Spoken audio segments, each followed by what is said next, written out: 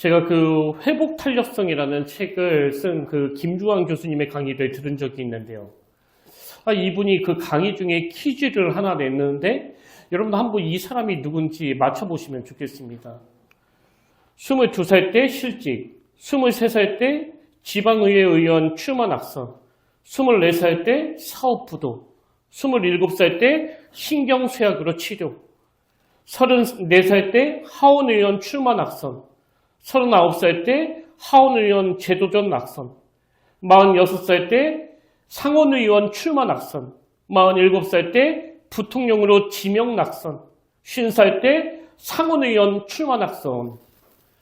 아마 짐작하시는 분도 계실 텐데요. 이 사람은 미국의 16대 대통령 아브라함 링컨이라고 합니다. 지금은 이 링컨 대통령이 역대 대통령 중에 가장 존경받는 인물로 손꼽혀 있지만 제가 어느 자료에서 보니까요. 이 링컨은 무려 27번의 실패를 경험했다는 거예요. 그래서 저는 이 교수님의 결론이 참 인상적이었는데요. 강의 중에 이런 내용을 소개하고는 이런 결론을 내리더라고요. 위인들은 역경에도 불구하고 위인이 된 것이 아니라 사실 역경 덕분에 위대한 업적을 이룰 수 있었다. 역경이야말로 사람을 더욱더 강하게 튀어오르게 하는 스프링보드와 같은 역할을 한다. 이것은 인류 역사의 보편적인 진리다. 그러니까 이 교수님의 주장은 역경을 잘 이겨내야 위인이 되는 게 아니라 역경 자체가 그 사람을 큰 사람으로 만들어가는 도구가 되고 재료가 된다는 겁니다. 그러면서 이 교수님이 여러 사례를 드는데요. 그 중에서 제가 한번 언급했었던 그 농구 선수 마이클 조던을 예로 들었습니다. 다 아시지만 이 마이클 조던은 농구를 별로 좋아하지 않는 분이라 하더라도 모르는 사람이 없을 정도로 엄청난 기록을 가지고 있는 대단한 선수고요. 오죽하면 이분이 그 현역 시절 때 별명이 막 펄펄 날아다닌다 그래가지고 에어 조단이에요. 에어 조단. 그래서 많은 사람들이 이 마이클 조던은 농구 천재다. 이 사람은 날 때부터 농구의 소질을 가지고 태어났다. 이렇게 생각하는데 이 교수님의 주장은 그게 아니라는 거죠. 마이클 조던은 그 고등학생 시절부터 농구부에서 활동을 했는데 어느 날 코치가 부르더니 이렇게 말하더래요. 너는 아무리 봐도 농구에 소질이 없다. 그러니 농구보다는 골프나 야구라면 어떨까 싶구나. 이 코치가 조던을 보고 이런 권면을 할 정도였다는 거예요. 그래서 이 마이클 조던이 비록 소질은 없었는지 모르지만 어릴 때부터 이 농구를 막 너무나 열정적으로 좋아하다 보니까요. 그 코치에게 막 엉엉 울면서 농구를 포기할 수 없다고 그렇게 매달렸는데 그냥 팀에서 쫓아내버렸다는 거예요. 자기 말을 안 들으니까. 그리고 마이클 조던도 자기 스스로를 어떻게 평가하는가 하면 자, 그간 말을 한번 들어보십시오. 나는 선수 시절에 9,000번 이상의 슛을 놓쳤다. 300번의 경기에서 졌다. 20번은 꼭 승리로 이끌라는 특별 임무를 받고도 졌다. 나는 인생에서 실패를 거듭해왔다. 그 다음이 참 인상적이에요. 근데 이것이 내가 성공한 정확한 이유다. 그러니까 대부분의 사람들이 생각하는 것처럼 어릴 때부터 천재라는 소리를 듣고 너 없으면 우리 농구부는 문 닫아야 된다. 이런 소리를 들었다면 자기는 없었을 거라는 거예요. 오히려 중간에 쫓겨나가지고 막 엉엉 울고 또 선수 생활을 하면서 경험한 그 수많은 실패의 과정들이 내가 바로 성공한 이유라고 본인 스스로가 그렇게 고백을 하는 거거든요. 이게 바로 그 교수님이 강의 중에 언급했던 역경이야말로 사람을 더욱더 강하게 튀어오르게 하는 스프링보드와 같은 역할을 한다는 이 주장을 정확하게 뒷받침해주는 그런 사례 아닙니까? 그래서 저는 이 교수님의 강의를 들으면서 오늘 본문에 등장하는 여호수아와 백성들이 떠올랐는데요. 우리가 계속 이 본문을 살펴봤지만 바로 앞에 어떤 내용이 나오는가 하면 이제 그 정탐꾼들이 조그마한 아이성을 보고 와서는 우리 다 갈 필요 없다. 한 2, 3천 명만 보내면 무너뜨릴 수 있다 그래가지고 막 기고만장하게 그 전투에 임했다가 비참하게 패배한 거예요. 그래서 온 백성이 마음이 녹아 물같이 되는 절망적인 상황에 빠져 있는데요. 제가 주목하는 게 뭐냐 하면 지금 이 패배감으로 모든 백성들이 절망하고 있는데 제가 여기 나오는 두 남자를 보니까요. 그 중에 한 남자 아가는 그 실패를 겪고 망해버렸고 또 다른 한 남자 여호수아는 그 실패가 엄청 도약하게 되는 엄청 성숙하게 되는 계기가 되더라는 거예요. 그럼 그들은 똑같이 패배했고 똑같이 하나님 앞에 부끄러운 죄를 지었고 똑같이 실패해서 마음이 녹아 물같이 되는 쓰라린 상황인데 왜 한쪽은 그래서 망해버렸고 왜 한쪽은 그렇게 펄펄 날아다니는 더 성숙의 길로 나아갔는가? 제가 본문을 살펴보니까 결정적인 차이가 있더라고요. 그래서 이런 관점으로 우리가 말씀을 좀 살펴보기를 원하는데요. 먼저 이 아간을 살펴보기 전에 제가 드리고 싶은 전제가 하나 있습니다. 그게 뭐냐 하면 여러분 제가 경험한 하나님은요. 뭐 한 번 죄 지었다고 한 번 실패했다고 그냥 그 사람을 끝장내 버리는 분이 아니시라는 거예요. 하나님이 그런 분이시라면 지금 제가 여기 있겠습니까? 우리 하나님은 끝간데 없이 기회 주기를 원하시는 분이거든요. 마찬가지로 지금 하나님은 아간이 회개하고 새로운 기회를 부여잡기를 원하셨는데요. 그럼 어떤 식으로 기회를 주셨느냐? 자, 범인을 추적하는 그 과정을 보십시오. 여호수아 7장 16절부터 그 내용이 나옵니다. 이에 여호수아가 아침 일찍이 일어나서 이스라엘을 그의 지파대로 가까이 나오게 하였더니 유다 지파가 뽑혔고 이렇게 여호수아가 1차로 범인이 속한 그 범위를 설정하고요. 그리고 1차로 걸려진 그들 중에서 또 제비뽑기를 하는 거예요. 유다 족속을 가까이 나오게 하였더니 세라 족속이 뽑혔고 세라 족속의 각 남자를 가까이 오게 하였더니 삽디가 뽑혔고 삽디가 그 남자를 가까이 나오게 하였더니 유다지파 세라의 증손이요 삽디의 손자요 가임의 아들인 아간이 뽑혔더라. 여러분 지금 성경이 그냥 뭐 처음부터 아간이 뽑혔다. 이 아간이 범인이다. 이러면 되는 걸 계속 그 과정을 설명하잖아요. 저 같으면 그랬을 것 같아요. 아간 너 때문이야. 너 나가. 네가 그래가지고 나라가 이 모양 이 꼴이 된 거 아니냐고. 그럼 왜 하나님은 이렇게 비효율적으로 일하셨을까요? 하나님은 왜 계속 같은 일을 반복하시면서 그 범위를 좁혀가고 또 좁혀가고 또 좁혀가는데 왜 이렇게 일하시느냐? 하나님은 그 과정에서 아간이 회개하기를 원하셨거든요. 이게 우리를 향하신 하나님의 마음이에요. 돌이키기를 원하는. 근데 아간은 끝끝내 그 하나님의 마음을 헤아리지 못한 거 아닙니까? 그리고 보면 이 아간하고 그 가룟 유다는요. 같은 부류예요. 같은 부류. 주님께서 그 가룟 유다가 악한 자리에 빠지지 않게 하기 위해서 얼마나 경고를 하셨냐고. 뭐 성경에 일일이 기록 안 해서 그렇지 저는 가룟 유다가 범죄하고 난 이후에도 하나님이 회개할 수 있도록 많은 기회를 줬을 거라고 생각하거든요. 그래서 오늘 본문에서 아간과 여호수아가 한 세트면요. 가룟 유다하고 또 베드로가 또 한 세트예요. 똑같이 주님이 십자가 지시는 과정에서 범죄했지만 베드로는 하나님이 기회 주실 때 다시 돌이키는 거거든요. 그렇기 때문에 오늘 우리가요. 아까 그 교수님의 말처럼 역경이야말로 사람을 더욱더 강하게 튀어오르게 하는 스프링 보드와 같은 역할을 한다면 하나님이 우리에게 주신 이 회개의 은혜가 우리에게 어떤 의미를 가지고 있는지를 여러분 깊이 생각하셔야 됩니다. 이렇게 아간은 돌이키지 않았기 때문에 망해버렸는데요. 사실 여호수아도 한 민족을 이끄는 지도자로서 그 죄가 가볍다 말하기 어렵잖아요. 전적인 하나님의 은혜로 여리고성을 무너뜨리고 난 이후에 그만 교만이 찾아와가지고 이 아이성 전투에서는 하나님께 구하지도 않고 제멋대로 판단해서 그 정탐꾼 얘기만 듣고 막 3,000명, 2,3,000명만 보내는 이런 졸속 판단을 하고 그리고 뭐 그뿐입니까?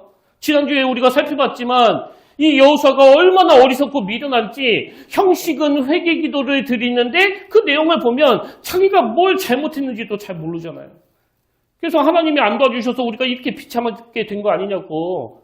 당신의 이름이 조롱당하는 거 그냥 두고 보시겠냐고 그랬는데 여러분 이게 사실 기도냐고요, 이게. 근데 여러분 여호수아가 이렇게 미숙하고 참 불신앙으로 민족 전체를 절망으로 몰고 갔지만 그러나 그는요 결정적으로 아간과는 달랐습니다. 자, 7장 6절을 보십시오.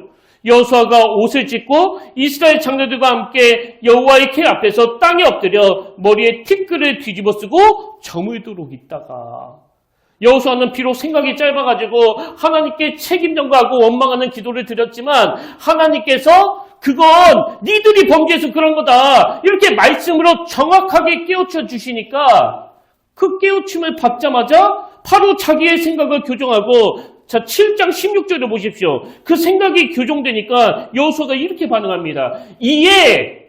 이게 뭘 의미하는 이해예요? 그가 아간하고는 다른 길을 갔다는 이해예요. 이에 여호수아가 아침 일찍 일어나서 그래서 여호수아는 이 생각이 교정되자마자 바로 행동으로 이 범죄가 어디서 출발을 했는지 이 범죄의 근원적인 원인이 뭔지를 찾아내는 길로 나아가는 거거든요.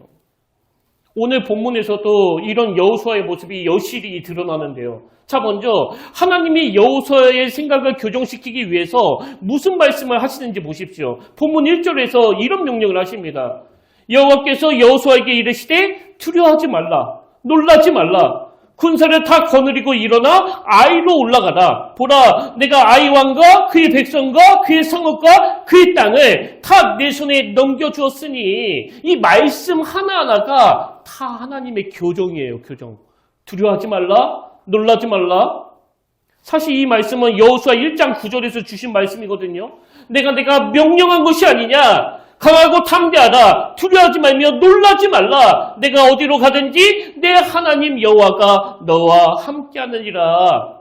그 위대한 지도자 모세가 죽은 후에 이 여호수아를 위시해서 모든 백성들이 막 두려워 떨고 있을 때 하나님이 이 약속의 말씀으로 그 흔들리는 그들의 마음을 붙잡아 주셨는데 지금 아이성 패배로 두려워하고 있는 그 상황에서도 하나님은 같은 말씀으로 그들의 마음을 바꿔주시는 거예요. 두려워하지 말라고.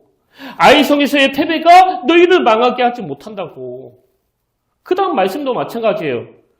군사를 다 거느리고 일어나 아이로 올라가라. 이건 뭘 교정해 주는 거예요? 2-3천 명이면 충분히 이길 수 있다고 생각했던 그들의 교만을 하나님이 꺾어주시는 거거든요. 다시 말씀드려요. 똑같은 범죄로 마음이 녹아 물같이 된 그 스라림 패배의 상황에서 아간은 끝끝내 돌이키지 못해서 망해버렸고요. 여호수아는 그 실패를 딛고 다시 일어났는데 그 차이가 뭐냐니까 비록 그는 무지해서 그렇지 하나님이 말씀으로 깨우쳐 주시면 바로 그 생각과 행동을 교정하는 거예요. 그래서 하나님이 이런 명령을 주시니까 여호수아가 아까 7장 16절에서 보였던 반응을 3절에서도 그대로 보입니다. 이에 무슨 뜻이에요? 말씀이 떨어지자마자 이에 여호수아가 일어나서 군사와 함께 아이로 올라가려 하여 또 8절도 마찬가지예요. 여호수아가 하나님의 말씀을 받고는 백성들에게 이런 명령을 내립니다. 너희가 그 성읍을 취하거든 그것을 불살라 어떻게 하라고요? 여호와의 말씀대로 행하라. 이렇게 회복이 되는 거거든요. 그래서 여러분 우리가 정말 알아야 될 게 있는데요. 사실 저도 그렇고 여러분도 그렇고 우리도 이 아간이나 여호수아가 저들은 그런 실수를 할 때가 있잖아요. 아니 누구라서 여기에 죄짓지 않는 사람이 있겠냐고요. 만약에 나는 여호수아랑 달라. 나는 이 아간이랑 달라. 어떻게 아간처럼 탐욕이 있겠냐고 나한테. 나는 절대로 그런 짓 안 해. 그런 사람이 있다면요. 그 사람은 아직 자기 자신을 모르는 거예요. 모든 사람 내면에는 이 탐욕이라는 이 교만이라는 이 죄성이 막 스물스물 올라오거든요. 그래서 우리가 하나님 앞에서 뭐 실수하지 않아서 성숙한 게 아니라 또 마음이 녹아 물같이 되는 그 쓰라린 패배가 없어서 행복한 게 아니라 모든 사람에게는 반드시 이 역경이 찾아오는데 그럴 때 어떻게 해야 되느냐? 제가 그 교수님의 강의에서 들으면서 너무 와닿는 게 있어서 옮겨져온 문장이 하나 있는데요. 이 문장이에요. 역경을 극복하는 가장 좋은 방법은 그 역경을 이용하는 것이다. 그러니까 어떤 역경을 만났을 때 그걸 회피하는 게 아니라 정면으로 맞서서 그 역경을 이용해야 된다는 거예요. 그래서 제가 보충 설명을 드리고 싶은 게 그럼 이용한다는 게 뭐냐? 우리가 이런 어리석음으로 죄짓고 또 실패하고 마음이 녹아 물같이 될 때 어떤 식으로 이 역경을 이용해야 되느냐? 제가 오늘 본문에 보니까요. 여호수아는 역경을 이용하는 도구로 바로 회개를 사용한다는 거예요. 회개를. 그래서 회개가 우리 안에서 일어나면 우리가 겪는 이 좌절이, 이 역경이 오히려 하나님 앞에 더 순도 높은 성숙을 만들어준다는 거거든요. 그럼 회개가 뭐냐? 뭐 여러 갈래로 설명할 수 있지만요. 성경이 말하는 회개의 핵심은 돌이키는 거예요. 그 마음을 바꾸는 겁니다. 그래서 우리가 아까도 살펴봤지만 여호수아가 막 하나님께 원망하고 당신 때문이라고 막 그렇게 비난했다가 그 말씀 앞에 자기의 생각을 돌이키잖아요. 우리의 범죄함 때문이었구나 이건. 그가 깨달아지면 생각을 돌이키는 거거든요. 사도행전 3장 19절에도 이 회개와 관련해서 똑같은 말씀이 나오는데요. 자, 회개를 어떻게 정의하는지 보십시오. 그러므로 너희가 회개하고 그 다음에 돌이켜 너희 죄 없이 함을 받으라. 그래서 많은 분들이 오해하시는 게 뭐 주일날 교회 와가지고 막 울고 불면서 주님 내가 일주일 동안 범죄했습니다. 용서해 주기 원합니다. 그렇게 부르짖는 걸 회개라고 생각하는데요. 그거는 회개한 과정이지 온전한 회개는 아닙니다. 그렇게 눈물 콧물 쏟으면서 기도하면 무슨 소용이 있겠냐고요. 이 생각이 안 바뀐다면. 그래서 사도 바울은 여기에다가 하나를 더 추가해서 회개를 설명하는데 그게 사도행전 26장 20절이 나옵니다. 먼저 다메섹과 예루살렘에 있는 사람과 유대 온 땅과 이방인에게까지 회개하고 하나님께로 돌아와서 돌이키고 그 다음에 하나 더 회개에 합당한 일을 하는 것까지 가야 된다는 거예요. 회개에 합당한 일을 하는 것까지. 그러니까 여러분 회개는 막 눈물 콧물 쏟으면서 내가 잘못했다고 용서해달라고 그것도 회개지만요. 그건 그냥 과정에 불과하고 내가 진짜 회개했다는 건 첫째 이 생각이 바뀌는 거예요. 나는 이렇게 생각하면서 살았는데 이게 잘못된 거였구나. 그 다음 둘째 그 바뀌어진 생각에 영향을 받아서 이 행동이 달라지는 거 이게 회개라는 겁니다. 그래서 여러분에게 찾아오는 이 역경을 진짜 여러분 인생의 보배로운 자산으로 만들고 싶으시다면요. 하나님 앞에 회개하셔야 돼요. 회개. 그냥 아간처럼 마음이 쓰라린 걸로 끝내면 안 된다는 거거든요. 그래서 여러분 이런 말 들어보셨잖아요.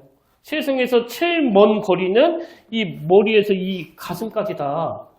이건 뭐 저도 설교 시간에 종종 하는 이야기인데요. 요즘은 생각이 좀 달라요. 세상에서 제일 먼 거리는 이 머리에서 가슴까지가 아니고요. 진짜 먼 거리는 이 가슴에서 깨닫게 된 게 이 손과 발로 가는 거리예요. 사실 어떤 면에서 보면 머리에서 가슴까지는 그렇게 멀지 않습니다. 왜? 여러분이 오늘 다 깨닫잖아요. 말씀 전하면 막 끄덕끄덕하고 받아줬고 어떤 분은 막 눈물을 흘리는데 그렇게 하시는 건 깨달았다는 거거든요. 근데 중요한 건 그렇게 가슴에만 머무는 게 아니라 이 손으로 발로 옮겨가야 된다는 거예요. 물론 저도 여러분이 말씀 듣고 그냥 뭐 단발성으로 끝나는 것보다 자꾸 되돌아보기 위해서 막 받아 적는 걸 권해요. 그거는 굉장히 좋은 태도입니다. 그래서 제가 그 설교 노트도 예배당 입구에 비치해놨는데 그러나 여러분 그거 왜 적으시냐고요. 내 손과 발로 연결시키기 위해서 하는 거거든요. 그리고 어떤 분은 저에게 목사님 지난주 설교 제가 3번 들었습니다. 저는 4번 들었습니다. 그러시는데요. 그런 이야기를 들으면 그분의 절박함이 너무 와닿아요. 한 번 듣고는 안 되니까 또 듣는 거거든요. 그래서 내 생각이 바뀔 때까지 듣는 건 너무나 귀한 모습인데요. 그것보다 더 귀한 건 머리에서 가슴까지 오는 걸 가지고 이제는 손과 발로 연결시키는 거예요. 우리가 여기까지 가야 된다는 겁니다. 그래서 여러분이 진짜 은혜를 받는 건 오늘 당장 이루어지는 게 아니고요. 여러분의 배우자에게, 여러분의 자녀들에게 우리 남편이 달라졌네. 우리 엄마가 완전히 다른 사람이 됐네. 이런 평가를 얻어낼 때 비로소 그때가 온전한 회개가 이루어지는 거예요. 이건 저도 마찬가지거든요. 오늘 설교를 마치고 나면 아마 그 집에 있는 그 심판자 한 분이 저를 막 불꽃 같은 눈으로 쳐다볼 거예요. 아니 설교는 그렇게 해놓고 행동은 왜 저렇게 하지? 이런 평가를 받을까 봐 저는 늘 두려운 거거든요. 여러분 목사가요. 한 주간 동안 준비한 걸 막 입술로 잘 전하는 것까지가 그 설교가 아니고요. 단상에 내려와서 선포한 말씀대로 살려고 애쓰는 것까지가 설교예요. 그 이론만 가지고는 아무런 변화를 경험할 수 없습니다. 그래서 말씀이 먼저 이 설교자에게 관통하고 자기에게 관통한 그 말씀을 전하는 게 설교자의 1차 의무고요. 자기가 전한 걸 그대로 살아내려고 막 몸부림치는 게 설교자의 2차 임무. 그리고 집에 있는 그 무서운 심판자인 제 아내에게 좋은 평가를 받아내는 것까지가 제가 바로 할 일이에요. 막 울고불고 가슴이 뜨거워졌다고 그게 회개가 전부가 아닙니다. 여러분 한번 생각해 보세요. 여호수아가 1차 아이성 전투에서 패배하고 나서 막 울고불고 하나님께 회개했는데 2차 아이성 전투 때도 똑같은 짓을 저질렀다면 우리가 그걸 가지고 어떻게 여호수아가 회개했다고 평가할 수 있겠냐고요. 여호수아의 생각이 바뀌었기 때문에 그 행동이 바뀌었고, 그래서 그 역경이 여호수아에게 성장의 도구가 되는 거거든요. 그런 의미에서 여러분은 어떠세요? 이번 한 해 동안 온전한 회개가 이루어졌습니까? 온 한 해를 한번 돌아보시면서 내가 하나님 앞에 드렸던 회개가 주변 사람들에게 인정을 받는 회개였는지를 한번 점검해 보셔야 돼요. 우리가 하나님 앞에서 생각을 돌이킨 그 생각의 영향으로 행동이 변화되고, 그 변화된 행동을 주변 사람들에게 평가를 받는 거, 이게 하나님이 요구하시는 우리 평택교회가 추구해야 되는 회개의 몸부림입니다. 그런가 하면 회개와 관련해서 우리가 살펴봐야 될 중요한 포인트가 하나 더 있는데요. 여러분, 우리가 회개하면 깨달음이 일어나서 내 생각이 변하고 내 행동이 변하는데 영적으로 더 중요한 변화가 일어납니다. 그게 어떤 변화인가 하면 하나님의 말씀이 들리기 시작한다는 거예요. 하나님의 말씀이.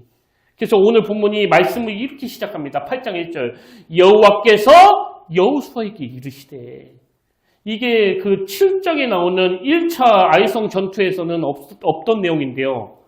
사실 그때도 하나님이 말씀을 안 하셨겠냐고요. 그들이 교만해지니까 하나님 없어도 우리가 이길 수 있다고 생각하니까 이 귀가 딱 닫혀가지고 말씀이 안 들리는 거거든요. 근데 회개하는 자에게는, 생각을 돌이키고 행동을 바꾸려고 애쓰는 자에게는 다시 이 말씀이 들리는 겁니다. 그래서 목사로서 여러분 가장 큰 재앙이 뭔지 아세요? 그건요, 이 말씀이 안 들리는 거예요. 아니 계속 설교를 해야 되는데 이 말씀이 안 들린다면 이게 얼마나 고통이겠냐고요. 그리고 얼마 버티지도 못하거든요. 다시 말씀드려요. 회개가 주는 유익이 뭐냐 하면 나에게도 각성이 일어나지만 다시 말씀을 들려가지고 이 가이드 되시는 하나님의 인도하심을 받게 된다는 거예요. 저는 이 혼미한 인생길, 이 초행길을 가는 저와 여러분에게 하나님의 가이드가 되어주심으로 말미암아 다윗처럼 부족함이 없는 넉넉한 인생으로 인도해 주시기를 주님 이름으로 축복합니다. 이게 회개의 열매예요. 그 요한계시록 3장에 보면 라오디게아 교회를 향한 주님의 무서운 책망의 말씀이 나오는데요. 저는 이 말씀을 그 전반부와 후반부 이렇게 두 파트로 나눠서 읽습니다. 그래서 전반부는 이 무서운 책망의 말씀이 나오고 후반부는 주님의 그 대안의 말씀이 나오는데, 여러분 우리 인간은요, 뭐 누가 실수하면, 누가 잘못하면 막 그 열받아가지고 그걸 꼬투리 잡아서 막 퍼붓지만 우리 하나님은 꾸짖으실 때 항상 그 대안을 같이 주세요. 대안 없이 꾸짖지 않으시거든요. 자, 라오디게아 교회를 향한 주님의 책망을 한번 보십시오. 요한계시록 3장 15절부터 17절까지 주님이 무섭게 책망하십니다.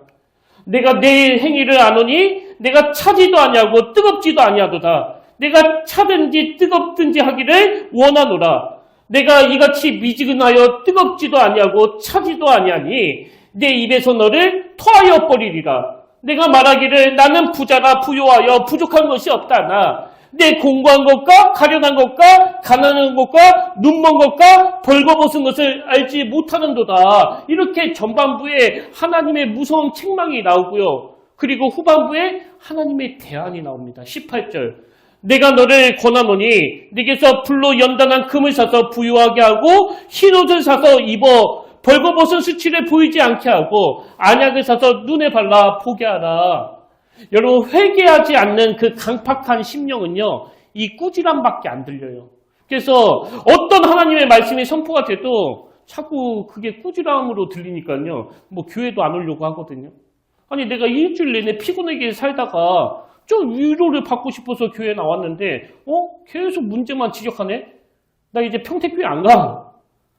뭐 우리 교회는 그런 분이 안 계시지만 사실 한국교회 안에는 그런 분이 많으신 거 아닙니까? 아니 지가 뭔데 나한테 자꾸 그러느냐고. 여러분 우리가요, 은혜가 없을 때는, 은혜가 떨어질 때는 자꾸 그 책망만 들려요. 책망만. 그래서 하나님은 무서운 분이시다 그렇게 인식하기가 쉬운데 제가 다시 정확하게 말씀드릴게요. 하나님이 자꾸 무서운 분이라고 인식을 하는 건, 하나님의 말씀이 자꾸 꾸지람으로 들리는 건 이 18절에서 말씀하시는 하나님의 대안이 안 들려서 그런 거예요. 그래서 저는 여기에서 전반부와 후반부를 가르는 그 결정적인 말씀이 바로 이 말씀이라고 생각하는데요. 자, 액센트를 넣어가지고 18절에 다시 보십시오. 주님이 무섭게 책망하시고 나서 어떤 말씀을 주시느냐? 내가 너를 권하노니예요. 저는 여기에서 가장 중요한 말씀이 이거라고 생각해요. 내가 너를 권하노니. 왜 그럴까요? 회복이 가능하다는 거거든요. 이대로 망하지 않는다는 거거든요. 이게 희망이에요. 그리고 저는 성경을 읽을 때 이 영적인 상상력을 발휘하는 게 굉장히 중요하다고 생각하는데요. 이 말씀이 자꾸 어떻게 들려지는가 하니까 전반부에서 주님이 아주 무섭게 책망하셨잖아요. 내가 차지도 아니하고 뜨겁지도 아니하다. 심지어는 내 입에서 너를 토하여 버리리라. 근데 18절이 시작되자마자 그 톤이 확 바뀌어가지고 내가 너한테 권하는데 나는 네가 이렇게 했으면 좋겠다. 이게 망하지 않는 길이야. 내가 너를 권하노니. 너무나 따뜻하고 너무나 애절한 그 아버지의 목소리로 권면하는 것처럼 느껴지는 겁니다.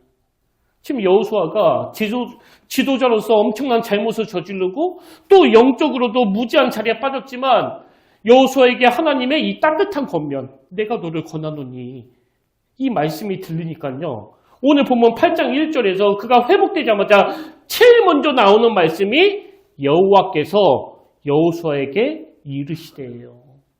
하나님은 그 권면을 받아들이는 자에게 대안을 가르쳐 주시는 거거든요. 여러분 이 말씀만 들리면 아무리 비참한 자리에 빠져 있다 하더라도 아무리 내 죄가 좋은 빛같이 붉게 물들었다 하더라도 주님의 이 자상한 말씀이 우리를 그 회복의 길로 인도해 주시는 거 아닙니까? 근데 이 말씀을 듣고 싶으면 어떻게 해야 된다고요?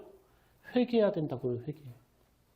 우리가 하나님 앞에 회개하면 하나님은 우리의 생각을 바꿔주시고 바뀐 그 생각의 영향으로 우리로 하여금 행동하게 해주시는데 그 중요한 분기점에서 이 말씀을 듣게 되는 거예요. 내가 너를 권하노니. 간혹 제가 앞에서 말씀을 인도하다 보면 이 말씀을 들으면서 그 눈물을 흘리시는 분들을 종종 보게 되는데요. 뭐 그 설교에 뭐 심금을 울리는 어떤 드라마틱한 예화가 없는데도 어떻게 보면 그냥 성경적인 원리를 말하는 그런 딱딱한 말씀인데도 막 그렇게 우시는 거예요. 왜? 성령님의 터치하심으로 그분의 상한 심령이 다 녹아내렸거든요. 그래서 저는 오늘 우리 평택교회에서 드려지는 이 예배가요. 뭐 말 잘하는 목사의 어떤 현란한 예화로 막 심령을 두들기고 자극해서 눈물을 흘리게 하는 그런 예배가 아니라 성령님의 이 말씀이 들리는 예배면 좋겠습니다. 내가 너를 권하노니. 내가 너를 권하노니. 불로 연단한 금을 사서 부유하게 하고 그 겉으로 보여지는 물질만 너를 행복하게 하는 게 아니다. 나는 네가 영적으로 부유해지기를 원한단다. 그러니 흰옷을 사서 입어 벌거벗은 수치를 보이지 않게 하고 안약을 사서 눈에 발라 너의 영적인 눈이 떠졌으면 좋겠다.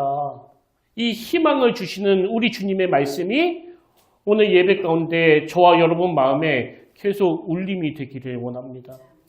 그런 의미에서 이 시대의 그 기독교 변증가로 알려진 C.S. 루이스가 쓴 책인데요. 피고석의 하나님, 이런 제목의 책이 있습니다. 이 책은 C.S. 루이스가 쓴 50편의 에세이 중에 하나인데요. 제가 이 피고석의 하나님에 나오는 그 내용 일부를 한번 읽어드릴게요. 한번 들어보십시오. 고대인은 피고인이 재판장에 가듯이 하나님께 나아갔습니다. 그런데 현대인의 경우에는 그 역할이 뒤바뀌었습니다. 인간이 재판장이고 하나님은 피고석에 계십니다.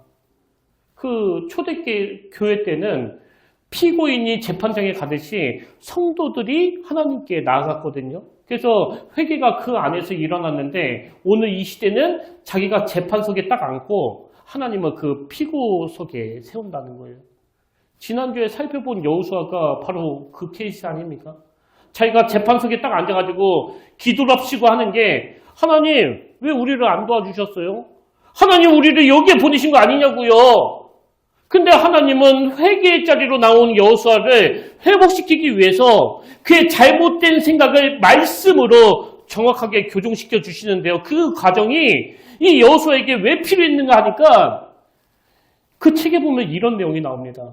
당시 기독교의 메시지는 너무나 분명한 에반겔리움, 즉 복음이었습니다. 그 다음 보세요. 기독교는 자신이 병들었음을 아는 사람에게 치료를 약속했습니다.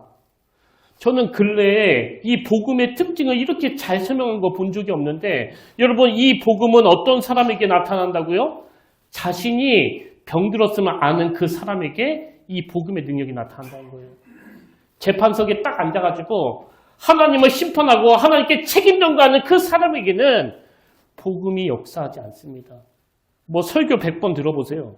자기가 병들었음을 모르면 하나님이 문제라니까요. 나는 잘못한 게 하나도 없는데요. 내가 무슨 죄인이에요. 이게 점점 더 강화가 되는 거거든요. 그래서 저는 오늘 예배 시간에 저와 여러분 앞에 놓여져 있는 그 삼적한 문제들 이거 해결해달라고 구하기 전에 가장 먼저 구해야 될 게 있다면 하나님 제가 그 재판장석에서 내려오기를 원합니다. 하나님께서 그 재판석에 좌정하여 주시길 원합니다. 이걸 구하지 않고는 온전한 회복은 없는 거예요. 그래서 저는 오늘 결론을 이렇게 맺길 원하는데요. 여러분도 잘 아시지만 인간이 재판장석에 앉아가지고 하나님을 심판한 그 강력한 사건이 바로 십자가 사건 아닙니까? 당신이 무슨 메시아야?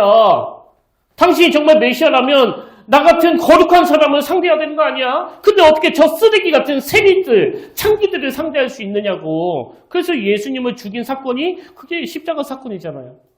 그런 의미에서 오늘 여러분은 어떠세요?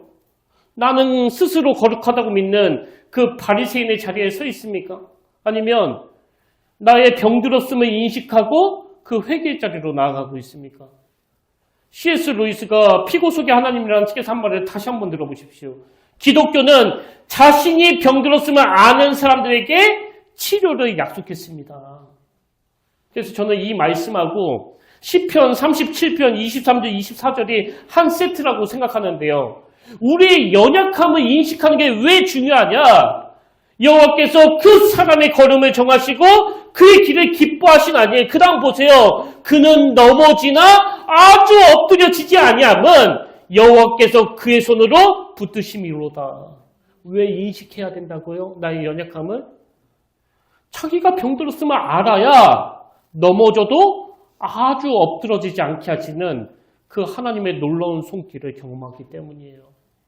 나의 병들었음을 알고 내가 재판석에 있을 자격이 없다는 걸 인식하고 그 피고석에서 재판장 되시는 하나님의 말씀에 귀를 기울이는 그 사람이 그는 넘어지나 아주 엎드러지지 않는 이 놀라운 축복을 누린다는 사실이에요.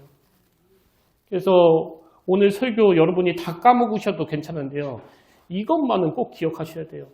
그는 넘어지나 아주 엎드려지지 아니함은 여호와께서 그의 손으로 붙드심이로다. 오늘 저는 저와 여러분이 나의 연약함으로 나의 범죄함으로 마음이 녹아 물같이 됐을 때 아간처럼 끝끝내 돌이키지 않는 그 사람이 아니라 여호수아처럼 다시 돌이켜 회개의 자리로 나아가 내가 너를 권하노니 이 따뜻한 하나님의 말씀에 귀를 기울이시길 바라고요. 맨 서두에 언급했던 그 교수님의 말씀처럼 여러분에게 있는 역경이, 여러분에게 있는 그 고난이 우울하게 만들고 잠을 이룰 수 없게 하는 그 수많은 모든 재료가 저와 여러분에게 성수의 길로 이끄는 재료가 되도록 하나님께서 강한 팔로 붙들어 주시기를 주님 이름으로 축원합니다. 그래서 저는 결단 찬양으로 그 십자가 그 사랑 이 찬양을 함께 불렀으면 좋겠는데요. 우리 함께 이 찬양 부르실 동안에 성령님의 도우심으로 우리를 향한 하나님의 그 놀라움의 사랑을 우리 다시 느끼게 되시기를 주님 이름으로 축복합니다.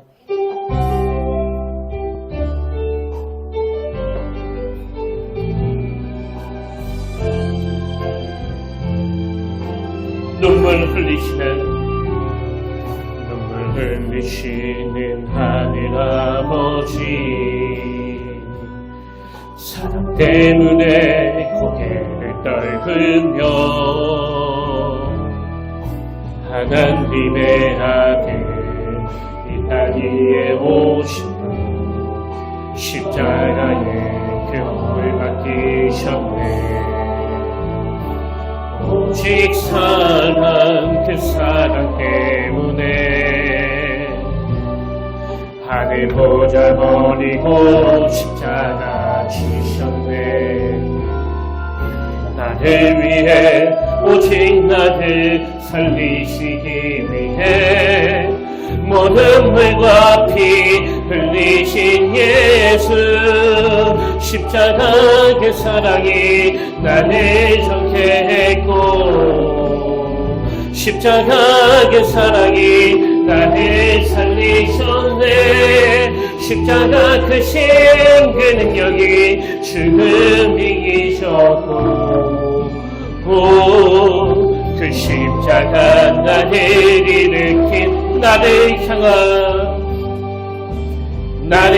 크신 사랑 생명을 내어주신 그 사랑이 나를 감싸네 못 박히신 주님의 그 손이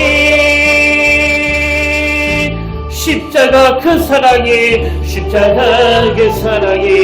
나를 정케했고 십자가 그 사랑이 나를 살리셨네 십자가 크신 그 능력이 죽음 이기셨고 그 십자가 나를 일으킨 십자가 그 사랑이 나를 정케했고 십자가 그 사랑이 나를 살리셨네 십자가 크신 그 능력이 죽음 이기셨고 그 십자가 나를 일으키네 아멘. 살아계신 하나님 아버지 이 시간 주님이 십자가에서 베푸신 그 사랑을 우리 심령의 빈잔에 채워주시니 감사드립니다.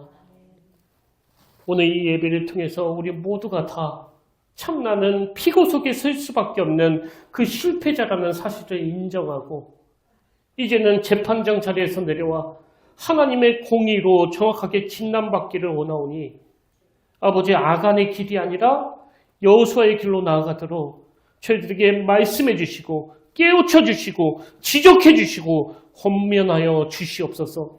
그래서 우리의 연약함이 우리의 허물이 주님의 십자가로 말미암아 오히려 내 인생을 날아오르게 만드는 재료가 되고 도구가 되도록 인도하여 주시옵소서.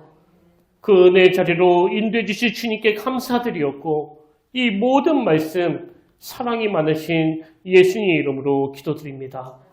아멘. 이제 우리 다 자리에서 일어나셔서 내 영혼은 안전합니다. 우리 가사를 생각하면서 또 오늘 말씀을 묵상하면서 하나님의 손길로 내 인생을 붙잡아 주시기 원합니다. 그렇게 간절히 소원하면서 함께 이 찬양 하나님께 올려드리길 원합니다.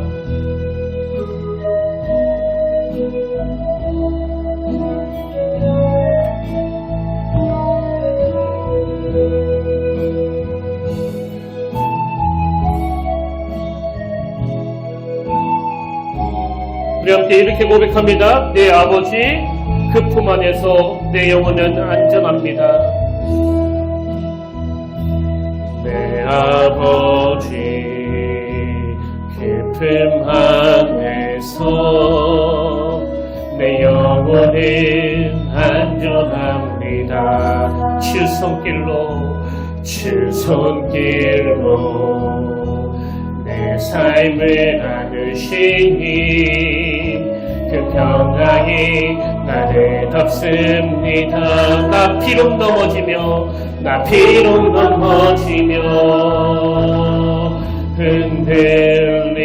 흔들리지만 주 내 안에 거하며 나를 붙드시니 내 생각을 주께로 돌리고 주시는 평강의 옷을 입습니다.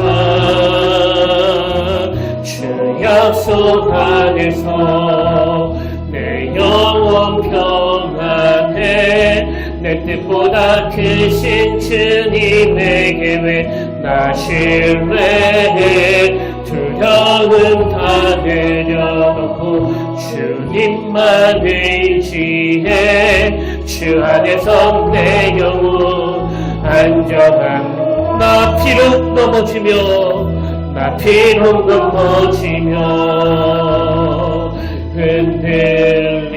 흔들리지만 주 내 안에 거하며 나를 붙드시니 내 생각을 주께로 돌리고 주시는 평강의 옷을 입습니다.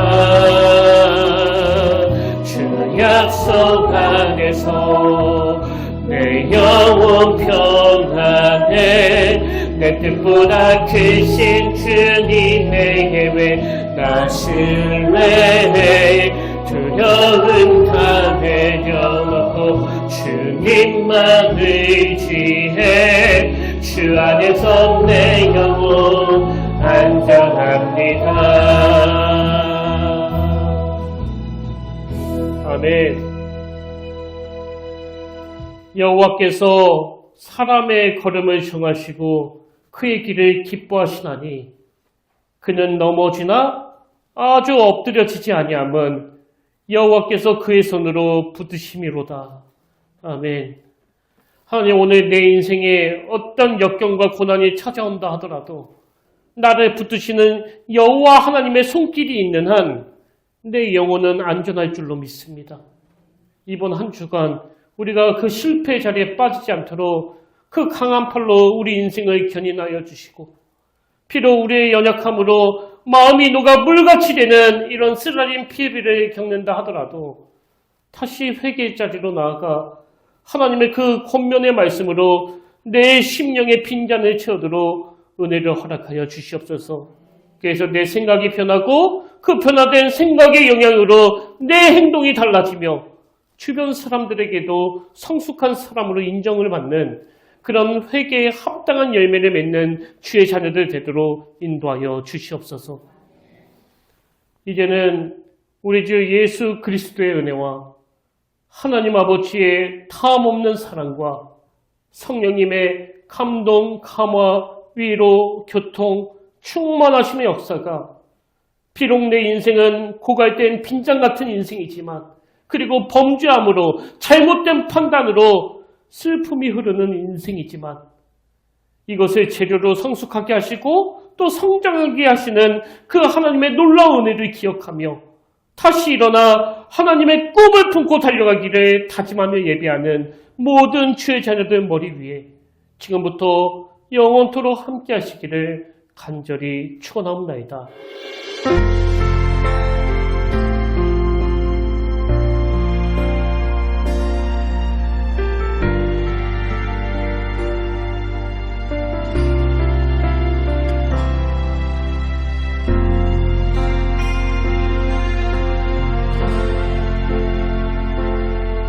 지금 서 있는 이곳에서 높임을 받으소서. 내가 밟는 땅